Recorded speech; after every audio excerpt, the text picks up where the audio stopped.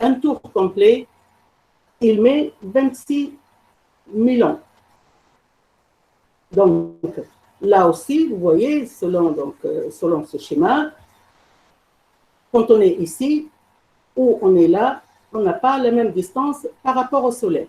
Donc, on est tantôt proche, tantôt loin du Soleil. Et actuellement, c'est pendant l'hiver que la Terre est plus proche du Soleil, donc on a relativement des hivers doux.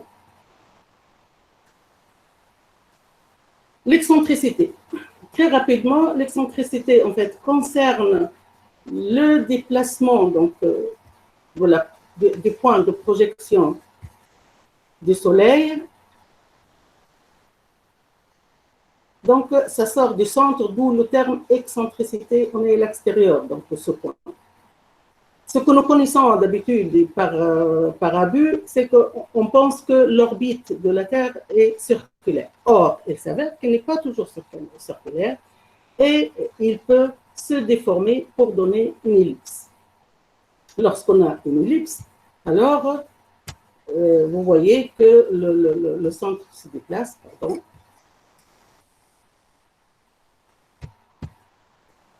Pourquoi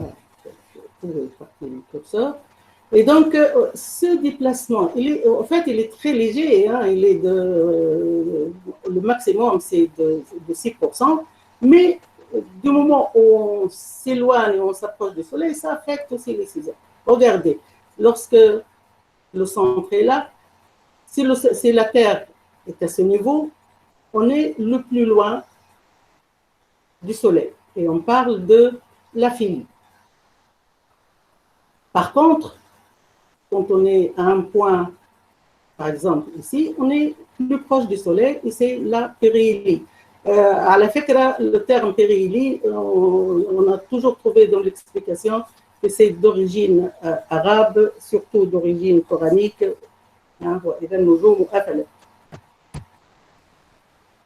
Alors, cette hypothèse est restée donc contestée, mais les études donc, géologiques ont rendu justice à Milankovitch et on a trouvé des séries carbonatées qui sont emboîtées et qui sont datées effectivement de 100 000 ans, de 43 000 ans et de 24 000 ans qui traduisent effectivement l'effet de ces paramètres astronomiques qui affectent le climat. Donc, conclusion, que le climat subit donc des variations qui sont cycliques et de nature astronomique. Ces cycles sont bien représentés surtout dans les séquences, les séries sédimentaires.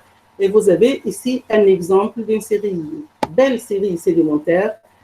Ça existe donc en Sicile, qu'on appelle ici d'ailleurs les escaliers des Turcs. Hein, vous avez, si je considère jusque-là, moi j'ai une séquence de 100 000 ans qui se subdivise en une et deux séquences de 40 000 ans et elle-même se subdivise en deux petites séquences de 20 000 ans. Alors, je passe maintenant aux archives géologiques, parce que notre but, c'est comment on trouvait des traces de l'influence du climat. Donc, on va interroger donc, des données géomorphologiques, mais surtout des données géologiques telles que les sédiments océaniques, les sédiments lacustres, les calottes glaciaires, les cernes des arbres et enfin les récifs des coraux.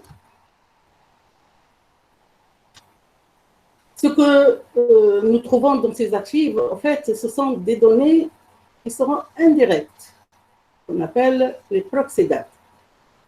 Par exemple, l'analyse chimique des carottes dans les océans et l'analyse des coquilles des foraminifères nous donne une idée indirecte sur le volume du masse total de la glace et surtout sur la température des océans. Et vous savez qu'on a des carottes qui ont pu donc couvrir 20 millions d'informations donc, sur l'histoire de la Terre. Pourquoi? Parce qu'on a pu aller jusqu'à 4000 mètres en profondeur dans les océans. Et donc, grâce à ces informations quantitatives, on a pu vérifier, encore une fois, la théorie astronomique du climat. Les carottes dans les calottes de glace, donc surtout dans les régions polaires, nous donnent des informations aussi très riches. Et on a pu avoir des informations couvrant une période de 150 000 ans. Et ça, c'est grâce essentiellement au grand projet dont certainement vous avez entendu parler, le projet de Vostok, installé donc, actuellement en Antarctique. Alors, de ces données, donc, on détermine le rapport des isotopes d'oxygène pour déterminer la température de l'atmosphère. On analyse des bulles d'air qui sont piégées donc, de ces glaces, ce qui nous donne la concentration des gaz à effet de serre. Donc, vous voyez ici, on a directement l'analyse de la composition de l'atmosphère de l'époque. Aussi, nous retrouvons la charge de poussière des sulfates volcaniques, ce qui nous donne une idée sur les activités volcaniques. C'est pour ça que j'ai dit c'est indirect. Vous déterminez une activité volcanique, vous supposez donc que la température est élevée. Alors, on a aussi les loess. C'est quoi les loess? Ce sont des sédiments de poussière donc, transportés par le vent que vous trouvez dans, par exemple, des anciennes constructions abandonnées ou dans des troglodytes ou dans des cavernes. Donc, si vous trouvez un coin où ces sédiments de poussière puissent se concentrer, c'est très important parce qu'ils sont d'excellents indicateurs de l'érosion éolienne, de la végétation de l'époque et surtout de la circulation atmosphérique au-dessus des régions d'où viennent ces sédiments. Ils sont aussi, nous renseignent très bien sur le renversement du champ magnétique terrestre. Il y a ce qu'on appelle aussi la dendroclimatologie, c'est tout simplement l'étude des cernes d'un tronc d'arbre. Regardez, si vous avez un tronc d'arbre, ça doit vous rappeler la cuivre. Le bois jeune, donc ça se trouve au centre, puis on va vers le bois ancien. Vous voyez ces cercles ici, ce sont les cernes. On date donc l'objet par un simple comptage des cernes, mais nous, ici, ce qui nous intéresse, c'est donc les traces climatiques. C'est ce qui se traduit par la largeur des cernes et par la couleur des cernes. Ça dépend donc de l'intensité de l'humidité et de la température donc, sous laquelle cet arbre a poussé. Donc, on passe aussi à d'autres éléments donc, végétaux. Et vous en avez vu un exemple ce matin, c'est une étude de pollen et spores. Là, je m'arrête un peu donc, pour vous rappeler que je suis effectivement paléontologue, c'est Madada. L'analyse des pollens donne des résultats très riches, d'une part. D'autre part, ils sont considérés jusqu'à maintenant sur l'étude de la paléontologie, c'est-à-dire surtout pour le temps ancien, ils sont considérés les meilleurs marqueurs climatiques. Pourquoi? Parce que, d'ailleurs, Köppen, vous savez, Köppen, c'est celui qui a fait la classification actuelle de climat. Il disait que la végétation n'est que le climat rendu visible. Et j'adore cette expression. Hein? Le climat, c'est quelque chose imperceptible, mais indirectement, donc votre première idée sur le climat, c'est le paysage végétal. Alors, à partir donc, des pollens fossiles, on peut identifier les espèces végétales que nous rattachons à leurs plantes mères. Et si on a une association d'arbres et de plantes, on peut imaginer donc, reconstituer une forêt, la forêt de l'époque. Une fois on a cette forêt, on conclut sur le type de climat en comparant tout simplement la forêt que nous trouvons à une forêt qui peut exister donc, actuellement. Et je vous donne un exemple. Moi, j'ai travaillé sur le Miocène il y a vers 15 millions d'années. et j'ai trouvé, on a reconstitué une forêt qui ressemble à une forêt existante actuellement en Inde. Et tout simplement, si vous trouvez donc une telle semblance, tout simplement vous tirez par conclusion le type de votre climat. Ces pollens ont aussi l'avantage de se conserver très longtemps dans le sédiment. Ils s'échappent à l'oxydation grâce à leur nature, de composition chimique de leur membrane, ce qui fait des températures de dizaines d'années, peuvent être de dizaines de millions d'années, j'ai oublié donc notre unité, ainsi que donc l'humidité. Alors, un schéma très rapide, donc pour vous rapprocher le schéma donc, de l'étude paléologique, voici une forêt qui pollinise les pollens transportés par l'eau et par le vent au bassin sédimentaire. Au niveau du bassin sédimentaire, il contribue, donc il se mélange avec les sédiments récents par la suite, par la diagenèse dans une roche. Quelques temps après, des milliers ou des millions d'années, on fait un forage, on prend donc des carottes, on prend des échantillons, au laboratoire on les analyse, on extrait la matière organique, surtout figurée, on monte une lame et lamelle, observé au microscope. Donc on a ce qui est qualitatif, c'est-à-dire on détermine les taxons et les espèces que nous observons. Hein, ce sont ces espèces fossiles que nous efforçons de les rattacher à leur plantes mère. Ici, donc, c'est le comptage de ces espèces. On calcule donc le pourcentage et ces pourcentages se sont traduits par des diagrammes, comme vous le voyez. Vous voyez donc un taxon ou un groupe de taxons, une espèce ou un groupe d'espèces qui vivent dans les mêmes conditions. Vous voyez donc ici que ça représente des oscillations. C'est ça le plus important.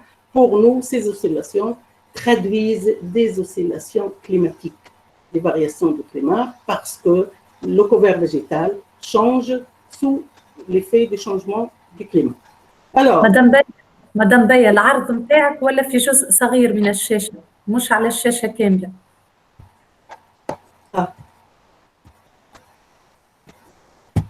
هذا حلها مشكل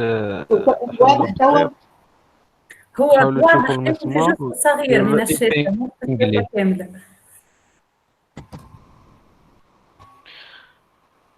هذا مشكل من عندنا نحن يعني يمكن الضغط على المسمار في الشاشة وتعملوا ايبينج ليه.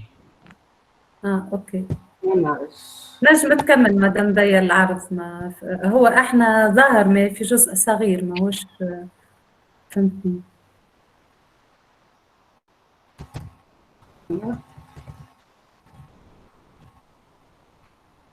Je fais un geste, je suis revenue en arrière.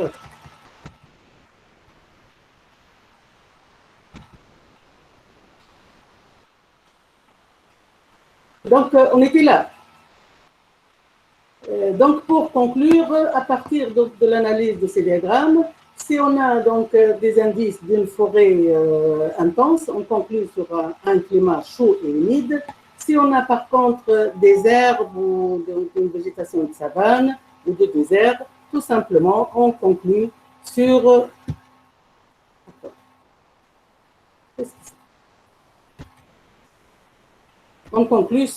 un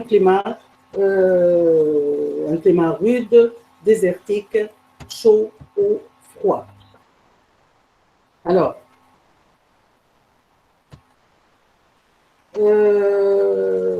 j'espère donc avoir le temps pour faire très rapidement, pour vous donner un aperçu sur la variation ou l'évolution du climat au cours de l'histoire de la Terre.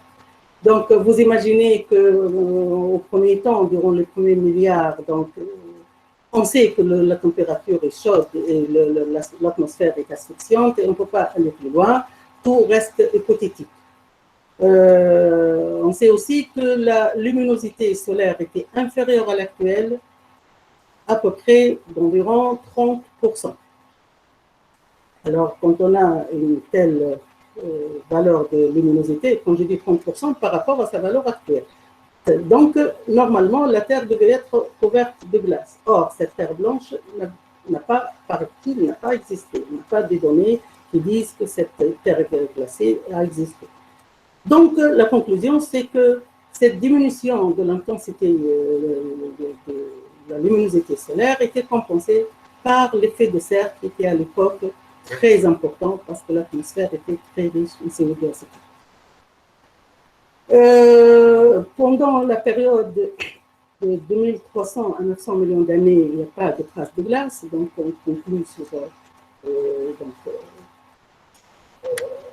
العفو، معنا تجاوزنا الوقت بكثير، معنا هي محاضرة شيقة جدا. حاول مدام très rapidement. Donc on a déposé donc de glaciation pendant l'ère primaire.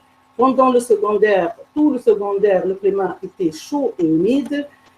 Juste pour vous donner une idée, au Crétacé supérieur, on a 6 degrés de plus que l'actuel et le niveau de la mer était de 200 mètres supérieur à l'actuel. Je sais que ce sont des données très impressionnantes.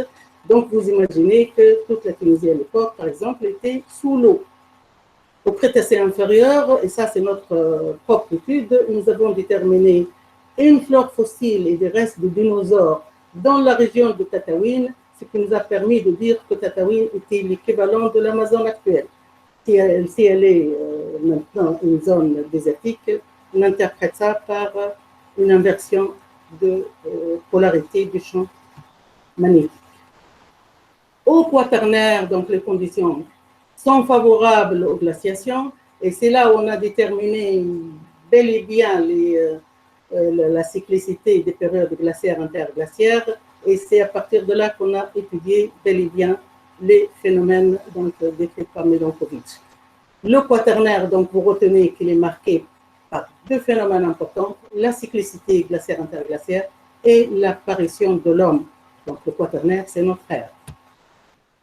L'actuel se caractérise par le réchauffement accéléré du climat, et cela sans doute est dû à l'activité de l'homme, mais sachez qu'on est en période interglaciaire, c'est-à-dire naturellement nous sommes en période chaude. Donc voilà juste une idée, et je vais terminer pour une idée sur l'activité de mes recherches avec mon équipe. Tout simplement, le titre de mon habilitation universitaire peut vous donner donc une idée sur cet axe, et réponse de la flore et de la faune continentale aux facteurs climatiques, statiques et tectoniques au cours du Miocène, c'est-à-dire au cours de l'ère tertiaire en Tunisie. Reconstitution du paléoclimat, des paléo-environnements et de la paléogéographie. Bien sûr, d'autres études concernent d'autres âges. Et actuellement, nous attaquons l'Oligocène et le Quaternaire. 2 thèses sont en cours, et je vous remercie. Et je m'excuse si j'étais longue, parce que dans ma tête, moi, c'est une conférence, c'est pas une communication. Merci. شكرا بروفيسور بي، يعطيك الصحة على المحاضرة القيمة.